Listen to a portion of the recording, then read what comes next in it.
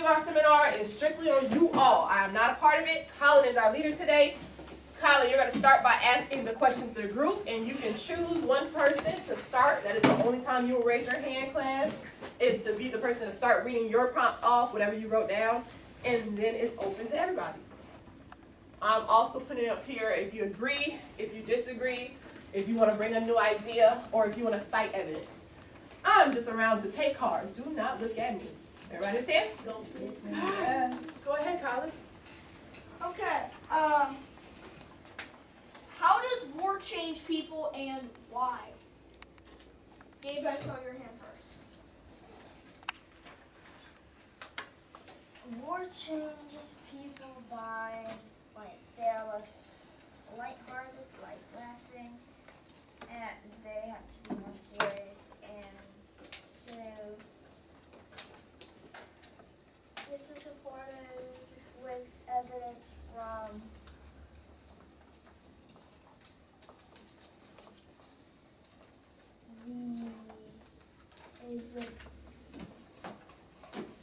chapter 7 on page 66.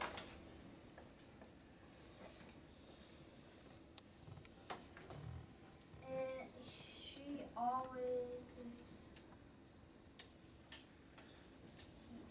always overheard laughter, but tonight there was no laughter at all. I think this means that they are more serious.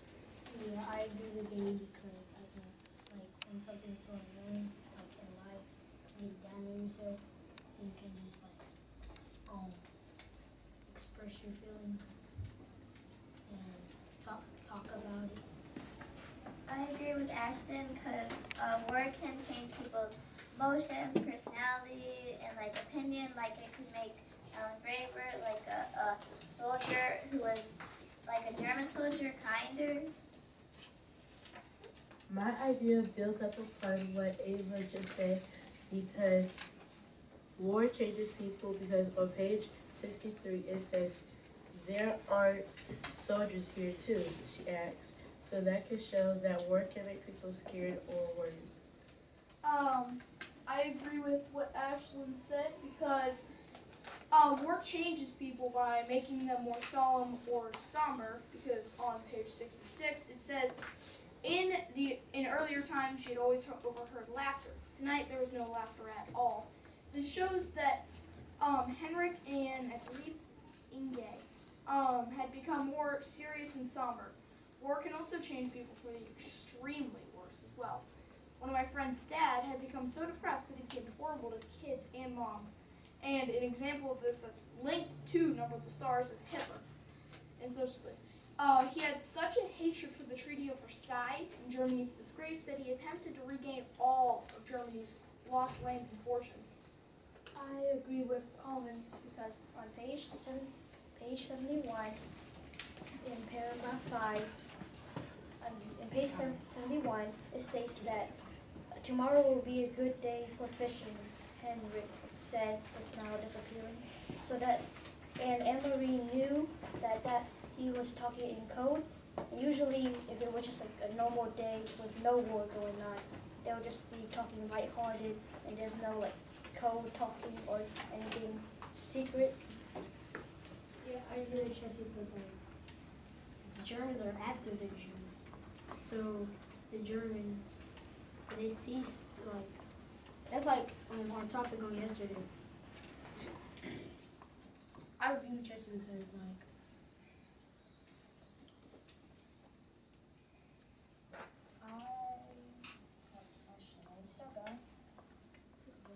I want to add up to with what Chelsea said.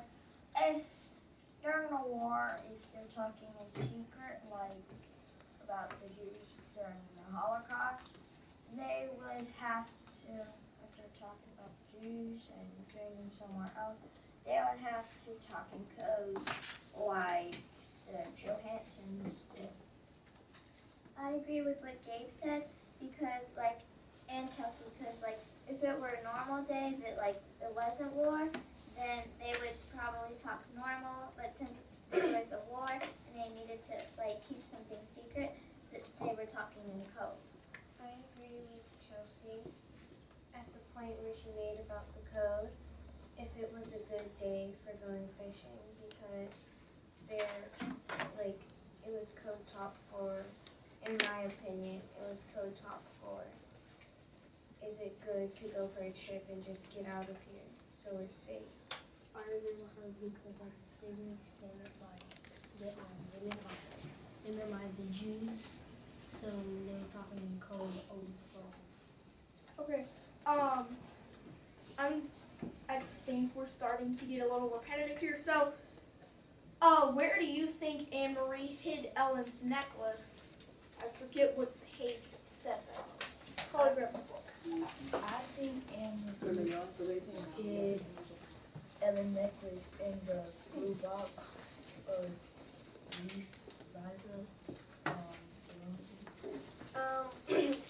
Wait, I strongly kind of disagree because it wasn't a box. They said it was a truck or something like that. So I also agree with the point. It might be with Liza's stuff because it's important. But just to let you know, it's like, I think it's on page 64. Yeah, it's like somber.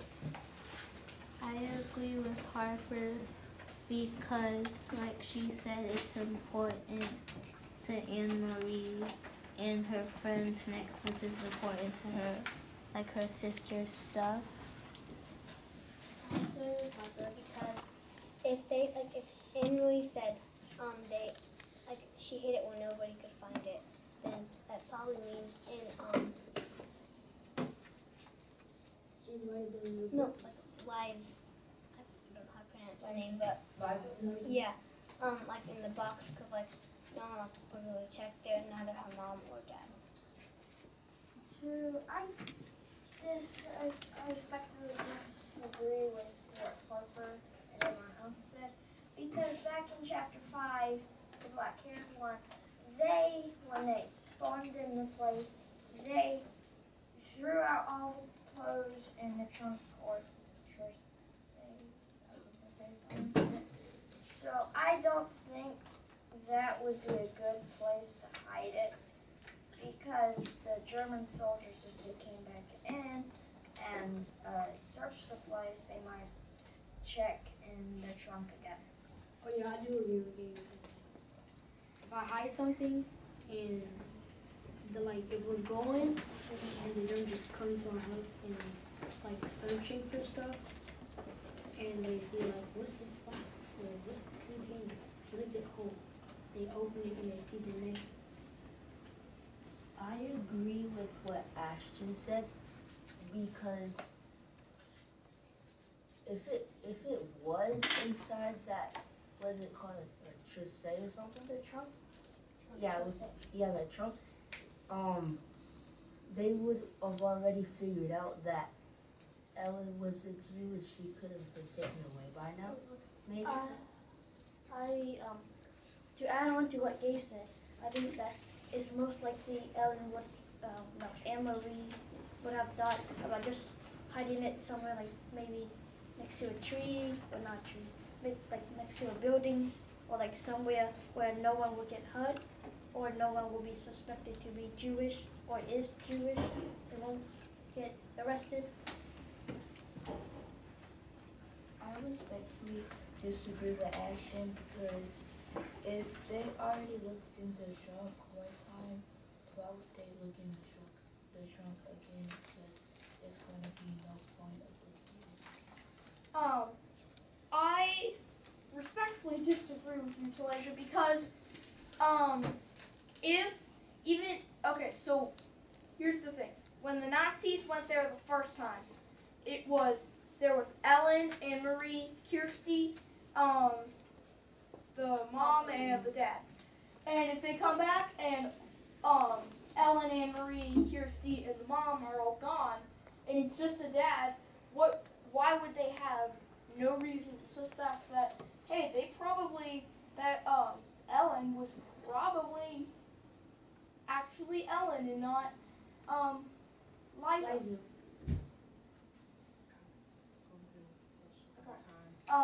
And secondly, who do you think is really great Aunt Birte? Oh! Repeat it again. Who do you really think is Great Aunt Birte? I Yeah, like that lady that Aunt died. I had a thought in the book. It could have been one of Ellen's family members, or her mom or dad, or it could have been just like a random person that like the mom being great and the uncle knew about, and Emily didn't. I think it might be Anne Marie's sister. I believe that it might just be a stranger that they said was Anne Marie's great aunt. I respectfully disagree with what Gabe said about the trunk. Because if it's like a chest, basically, wouldn't you put a key with it if it's something special to you? Because you wouldn't want anyone to look in it. So, how would they look in it to find the necklace if they don't have the key? In my opinion, for like who is on, yes, I feel like maybe because Peter, it might be Peter, like maybe just a code name, because the mom said that she had to make enough room. We already know that Peter was helping Ellen's parents, so maybe he just bringing Jewish people so they can like stay there at the uncle house for a little while, and then go to the harbor or the sea because they're next to it. What makes you think that the trunk has a lock on it? Because it was there were special things in it. So for example, if you have a chest and it has like, let's say all your items from when you were a child and they're like really special, you would put probably a lock on it. So like, if you're in a situation where someone breaks into your home, they won't be able to get it because you have the key. I respectfully disagree with Harvey because they could just knock down or destroy. They can just knock down or destroy the door to the trunk. My idea build up upon what Amani just said, because people, like, you can just have a hammer and break a wooden box that has a lock on it, because things are, like, you can break things with tools that you have, so sometimes a key doesn't work and stuff like that. I agree with what Ashlyn said, because the German soldiers, like, they weren't very, like, kind. They wouldn't care if they broke something, so that they would just go ahead and break it, and they wouldn't really care. Hold on. Can we just rein it back into the question about beer tape? Because we're going straight back to the first question I asked. Trying to keep it on topic. I think Birte is just somebody Anne Marie's mom didn't actually bring up to Anne Marie, maybe? I think, well, I guess I can especially disagree with everyone. I think Great Aunt Birte might just be Papa and the dad, and they did that. And the reason Henrik and their mom called him Great Aunt Birte to try and not make Anne Marie and Kirsty and Ellen like break down entirely. And I think that the reason that the Nazis might have sent the father to Henrik's place is because I said that they're going to visit the brother and they have a lot of information, so that might have been how it was. And they might have just known, this is where they're going, they probably killed him because it was just him, the others left, probably suspicious of Ellen, so they sent his body up. Question about what Mama said. Why bring up Ellen in that answer? Because Ellen is a Jew and she had dark hair. The only reason that the Nazis didn't know immediately is because the father ripped out Liza's baby picture. They might have even looked in the photo album and they found This is the date for Liza Margaretti. All right. Colin, hold on, last question, because we're about to run out of time. So one last question. Okay. I just have a question. Why would we ask about Aunt whatever her name was? If Anne Marie already knew it was make believe because she knew about all her relatives. So why did we ask about her if we already know she's make believe? Because it's just interesting to theorize who she might be, because we know it's not Aunt Beate because she doesn't exist.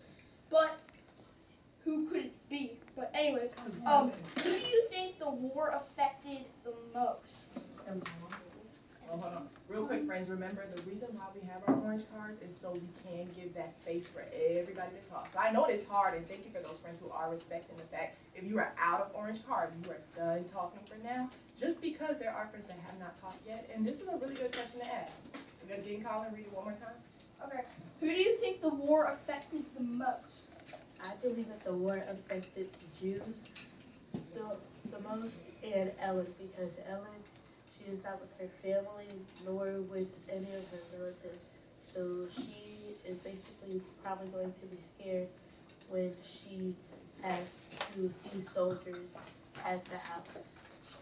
I agree with Ashlyn because if one of her family, like if Emily and her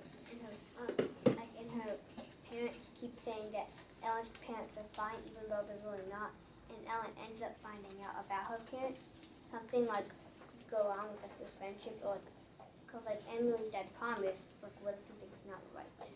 Okay, let's let Webb speak here because I agree on what Ashlyn said because Ellen, she doesn't know what's happening to her parents, and she never knows if the Germans might find her. To add on to what Jay said, it did affect the most Jews the most because they shut down every Jew who owned a shop, and they were capturing the Jews and destroying their businesses. I believe that I think Anne-Marie's mom like kind of like depressed because her daughter died 3 years ago, and she still had like 2 children trying to keep her safe, and the war's going on, and she doesn't have that much food. I also agree with Ashlyn because it affected the Jews the most, and I don't know if this is the right time period, but the Nazis were sending them into concentration camps, and the Hitler stripped them of their rights, so I think that affected them the most. I agree with Ashlyn because in the synagogue they had the list of all the Jews, and they had to Ellen's family and Ellen had to separate, and Ellen's family went with Peter, and Ellen went with Anne-Marie's family, so that might have scared some Jews that went to synagogues and the list with their names and addresses. okay. Thank you everyone who shared, and we're good. So yeah, Thank you so much. thank you. If you ran out of your orange cards, really good job expressing that. If you felt like, thumbs up if you felt like the orange cards helped you speak up more, or at least add more value. Because if it's only 3 cards and you only have 3 times to talk, you have to reason and figure out, do I want to respond now or do I want to wait? Do I want to answer anything or not? Okay. If we did not get all of our cards used, that's fine. At least we tried to speak up at least once. Most of us got to that part, so we are making improvement. All right, remember, we're going to keep doing this. We will pick a new leader each time.